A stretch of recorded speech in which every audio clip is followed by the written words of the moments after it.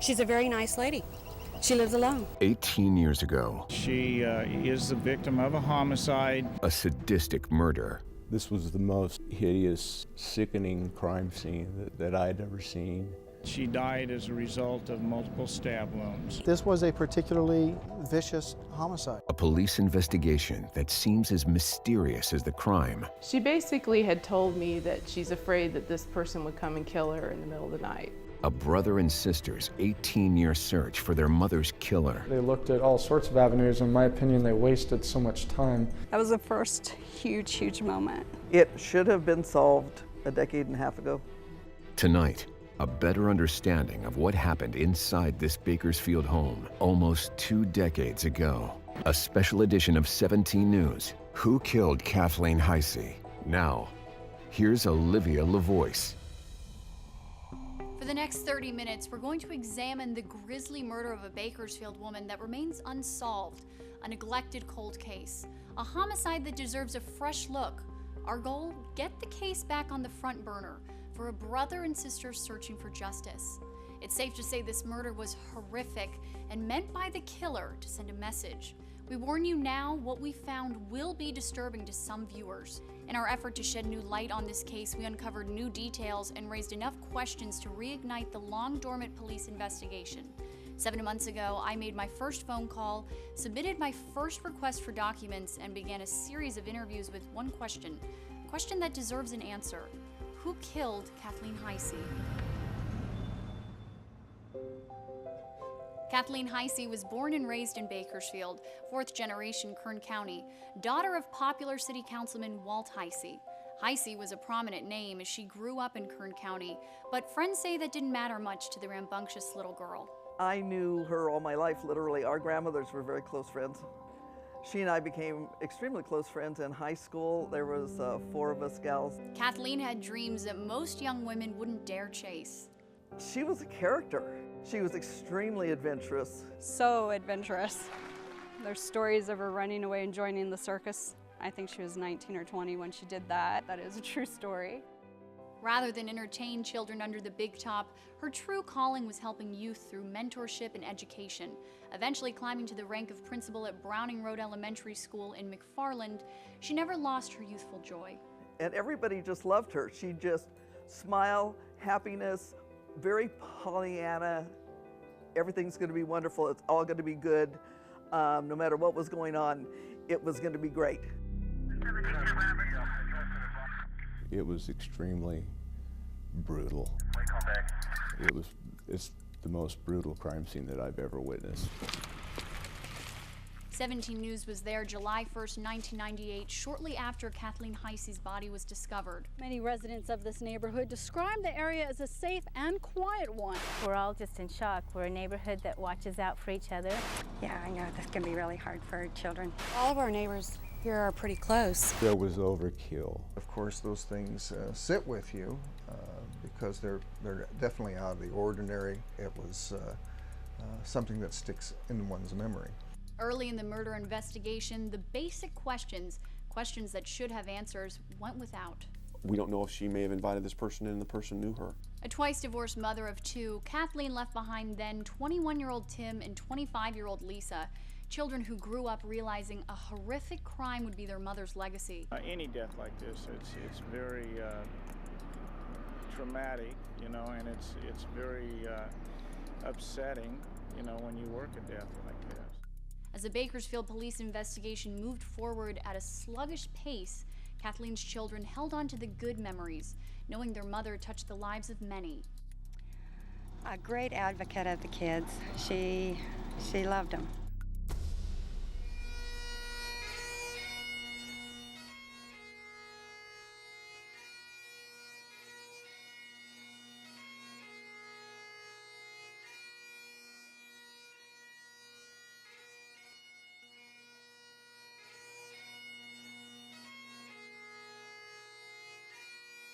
Everyone who's hugged me today tells me I look like her, and I couldn't hear it enough right now. A lot is taken away from the amazing life that she had. In these last couple days, I've gone through her things and gotten pictures of her from her childhood, and all the way up until recently. It shows how important someone is to a community when you see how many people take the time to leave their work and go show up to your funeral and pay their respects. The principal with a heart of gold. She just had a way with those kids. The unlikely target for murder. He was a suspect right out of the gate. Who killed Kathleen Heisey?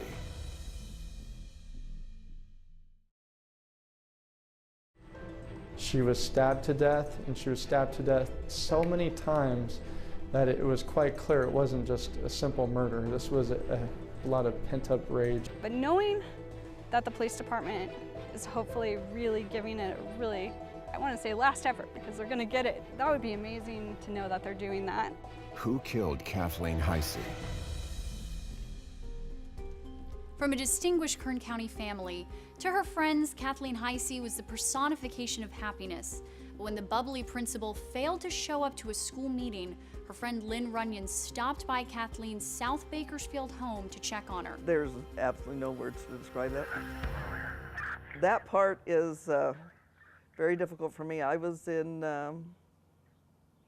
therapy for 7.5 years after she passed away.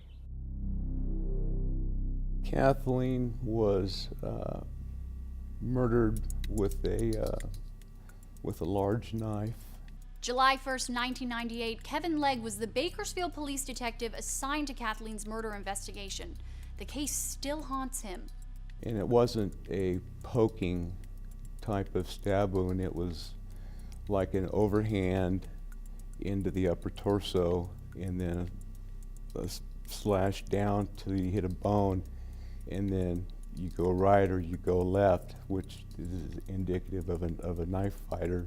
There was also no forced entry, the front door locked, the back door open, no valuables were taken.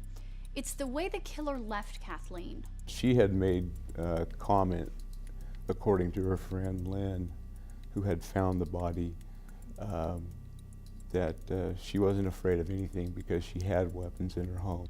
Her body was sexually violated with 2 guns, her own guns. Legg adds her killer wanted to send a gruesome message. A sign that I'm not afraid of you or your weapons. Surprised, taken aback at what I had seen, the way the body was displayed. And in that regard, I think it just required us to take a little more attention to detail than normal. Greg Laskowski was also there that day. He was head of the Kern County Crime Lab. Along with other investigators, he spent 15 hours combing the crime scene for clues. Overkill and a deliberate attempt at display. I've seen that, but not in the extent that was observed in this case. Legg and Laskowski performed different tasks during the Kathleen Heisey murder investigation. The collection of evidence, interviews with witnesses, led them independently to the same conclusion. Kathleen Heisey knew her killer. In this instance, there was overkill, which indicated to me that it was personal and that she knew the killer. But what it basically told me, this murder, and that's exactly what it is, was personal, extremely personal.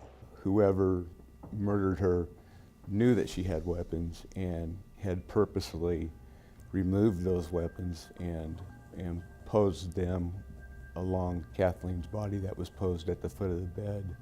Although Kathleen's guns were deliberately positioned with her body, they weren't used to commit the crime.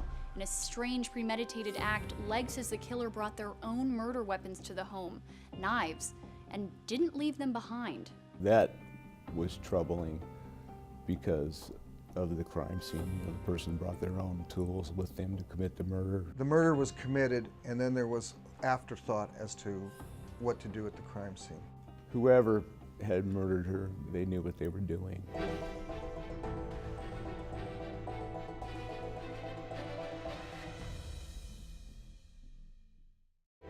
A special edition of 17 News. Who killed Kathleen Heisey? The slow-moving Bakersfield police investigation does little to comfort a brother and sister seeking closure in their mother's murder. Family and friends believe the case has been mishandled since 1998. Extremely frustrating. I've met with 6 sets of detectives, and every time I ask them, like, hey, how are we doing on this case? And of course, they're going to tell the son of a victim, like, hey, we're putting everything we can into this case. We really want to get this solved. And there's not a lot of incentive for them to get this solved. And so that's the frustrating part to me. I'm not sure law enforcement handled everything as they should have. For so many of us, we just feel it should have been taken care of many, many years ago. I do hate referring to her as a case, because to me, no, she's not a case that hasn't been solved. I'm sure there's people out there who we haven't talked to. As many investigators do, Kevin Legg first looked at Kathleen's romantic life, the people closest to her. Twice divorced, one ex-husband was deceased, the other remarried, living out of state. He was quickly ruled out. Kathleen was seeing a man at the time of her death, a man she met at an educators conference, Bob Taylor. I was kind of surprised at the beginning to find out that he was married, but again, it had been something that she had had this relationship for a while. Kathleen didn't share this relationship with many, although close friends say she had recently given Taylor an ultimatum. I think because it had been going on for a while, I think that it was just something that she wanted to move on from. 2 of Taylor's ex-wives told me Bakersfield police questioned him. The woman married to him at the time says Kathleen's answering machine connected the dots to Taylor. He had left her a message. BPD conducted an interview with Taylor, although police never talked to his ex-wife, and no one can tell us what his alibi was or if he was ever ruled out as a suspect. She and his most recent ex-wife both confirm he's suffering from dementia and memory loss, unable to go on camera for this story. Although Bakersfield police have sealed the murder investigation report, saying the release of any information might hurt their 18-year-long investigation, they did send me a tantalizing cover sheet when denying my public records request. It was really just an index with no new information, except there was a case number I'd never seen. It led to Charles Shannon, a name I'd never heard. That led to a court case which revealed Shannon's middle name, Curran, another prominent Bakersfield name, and the maiden name of Kathleen's mother. Shannon was Kathleen's cousin, a man with a rap sheet including false imprisonment, attempted rape, and failure to register as a sex offender. How was he related to the Kathleen Heisey murder case? Well, his arrest records show Shannon moved from South Dakota back to Bakersfield in the last week of June 1998, the week Kathleen was killed, only to return to his mother's home in Glenville on the 2nd of July, a day after Kathleen's body was discovered.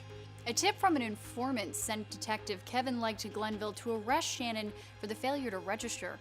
Shannon's sister claims an angry neighbor falsely accused her brother to get him arrested. He was sentenced for a year for not registering as a sex offender. He now lives in Mexico. We reached out to Shannon, but he did not respond.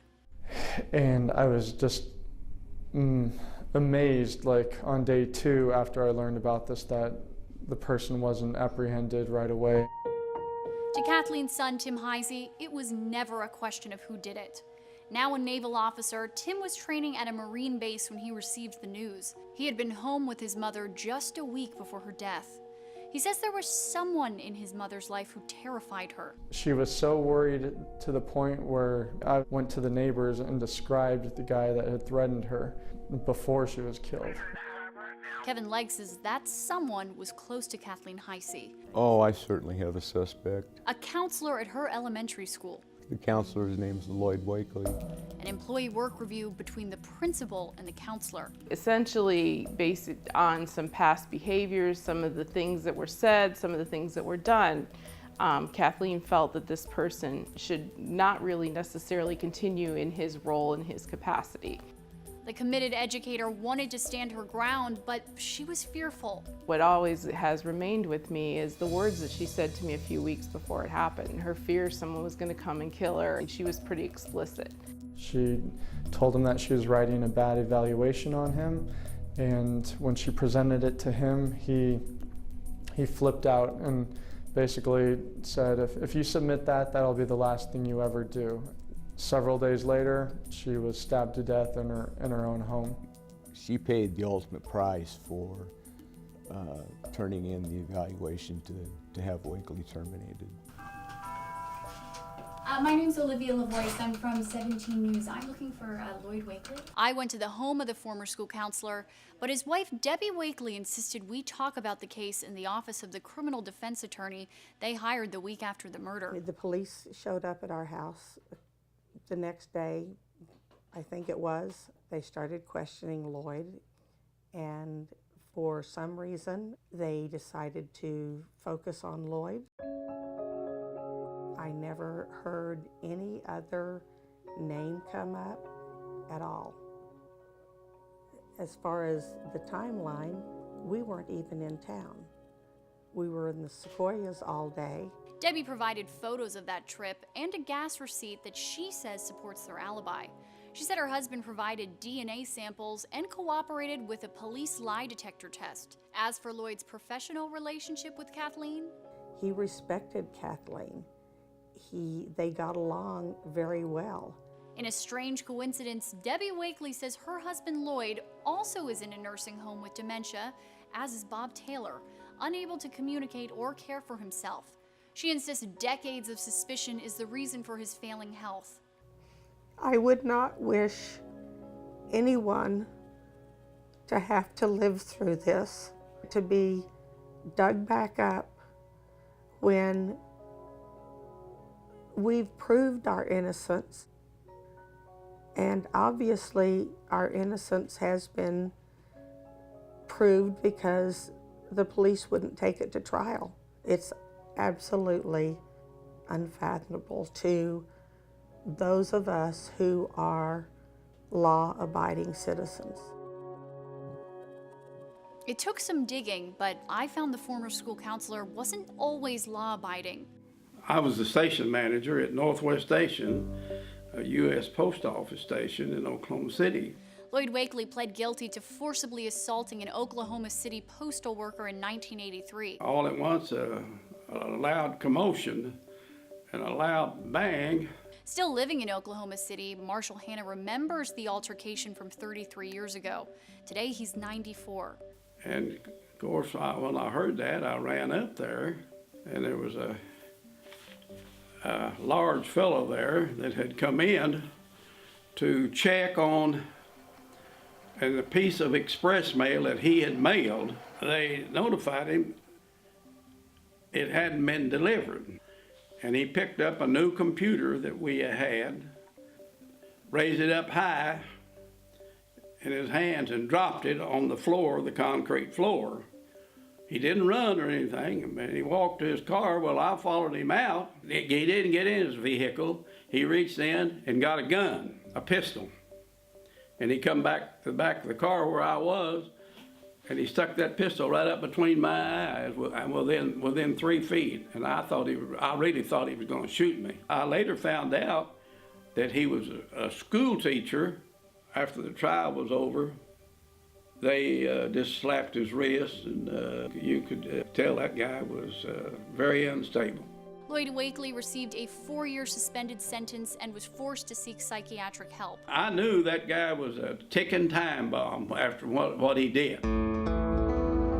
We also came across 2 road rage incidents, one in 1998, a few months before Kathleen's murder. The police report states Wakely approached a car with a sword, warning passengers if they weren't careful, someone would cut their hearts out. At the time, Wakely denied making those comments, claiming the sword was for his own protection. No charges were ever filed. Then in 1999, another road rage altercation. Witnesses say he confronted a driver with a bullwhip and beat him. In this case, Lloyd Wakely was charged with disturbing the peace. But Detective Kevin Legg, still working the Heisey case from the previous year, insisted the charges be increased to assault with a deadly weapon. The charges in the 1999 road rage incident were eventually dropped. Records show Legg was able to get a warrant for Wakely's DNA. However, any DNA results from that sample were never shared with Detective Legg before he retired in 2000. During my interview with Debbie Wakely, she says they have never been provided an outcome from the testing either. I know Detective Taskin has told us Lloyd would always be a suspect on the back burner until they solved the murder. We want to make it clear Lloyd Wakely has never been convicted of a crime in Kern County, and no one has been arrested for the murder of Kathleen Heisey. It is the judgment and order of this court that you shall suffer the death penalty, said penalty to be inflicted within the walls of the state prison at San Quentin, California. After months of research, we feel we've learned a lot about this cold case. But just when we thought we were done, an avalanche of new information is coming in every single day, including another person of interest, Michael Charles Brown, a convicted murderer on death row. In 2000, Brown was found guilty of stabbing a woman to death in Bakersfield. Now we're looking into his background and if he's related to the Kathleen Heisey murder case. A special edition of 17 News. Who killed Kathleen Heisey?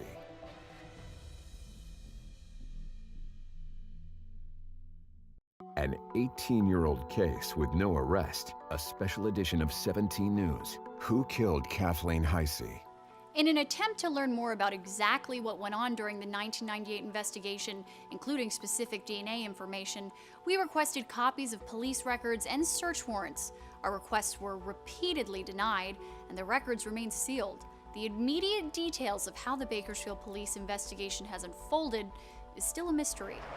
I went to the source. I scheduled a meeting with the Bakersfield Police Department. I spoke with the case's current investigator and the head of the detective division. They refused to go on camera, and all they would say is the 18-year-old investigation continues to be a priority, and they have DNA recovered from the crime scene, but wouldn't reveal any details. What often becomes public information in a murder case, evidence collected at the scene, suspect and witness interviews, remains sealed. The Kathleen Heisey case was cold, very cold, when I began asking questions. A dormant case that held little hope for the children, family, and friends of the dedicated elementary school principal. Seemingly no chance of an arrest would be made. For years, I've battled with this frustration about their mishandling of the case. As time goes by, Tim's memories of his mom will never fade. His grief has not subsided. His resolve to find his mother's killer continues, even if he's on his own. I don't support vigilante justice, but with a police department that has a murder solve rate of 41%, I find it hard to tell people to just sit tight when something catastrophic happens to their family and say, hey, just trust that the police and the court system will take care of this. 3 months after I started asking questions, I sent a letter to Police Chief Greg Williamson, updating him on what I had found and reminding him of the Heisey family's continuing grief. 2 weeks later, more than 18 years after the killing, police assigned a detective full-time to re-examine the case. They won't tell us the status of the rekindled investigation. They wouldn't let me interview the detective. But late last month, Lisa Heisey says an investigator came to her home near Seattle to take a DNA sample. It was the first time that BPD had reached out to her in 9 years. The next week, I was summoned to a meeting with the top brass of the police department. They refused to let me bring a camera and told me no new details could be disclosed. We wanted to know the details of the DNA evidence, why they needed a sample from Lisa, and if they've had Wakely's DNA for 16 years, have they tested it? If so, what are the results? And when it comes to the married man she was seeing, what was his alibi? And why was his wife never questioned? Those are just a few questions we are still waiting to have answered. They did say the new detective has reviewed every report in the case and is submitting old evidence for new examination by the Kern County Crime Lab. We're not done here. We're going to continue to pursue answers. Instead of remembering her life, you're remembering her death and wondering, will it ever be solved? Lisa Heisey invited me to the site of the family cabin in Glenville, bringing her daughter named Kathleen to see her grandmother's resting place for the first time. Goodness. There's so many countless ways she's missed. There's huge moments that have hit me. My brother graduating from the Naval Academy, huge. That was the first huge moment. I never thought it would be more than 2 or 3 years, and I really did think that this would be solved. We need it to end. I hate that someone else decided to pick up that pen to write the last chapter of her life. I know so many people, and myself and my family would love to just have this.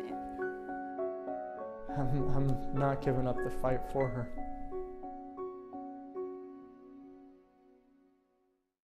We We believe Kathleen Heisey deserves justice. Her son Tim, her daughter Lisa deserve answers. We will continue to ask questions for the Heisey family. We will continue to follow the Bakersfield Police investigation, pushing for answers, making it possible to one day find out who killed Kathleen Heisey. I'm Olivia Lavoie for 17 News. If you have information that could help Bakersfield Police solve this case, call Detective Spoor at 661-326-3535 or Secret Witness to Remain Anonymous at 661-322-4040. To learn more about Kathleen Heisey and the investigation into her murder, visit our website, kerngoldenempire.com, and click on the Kathleen Heisey tab.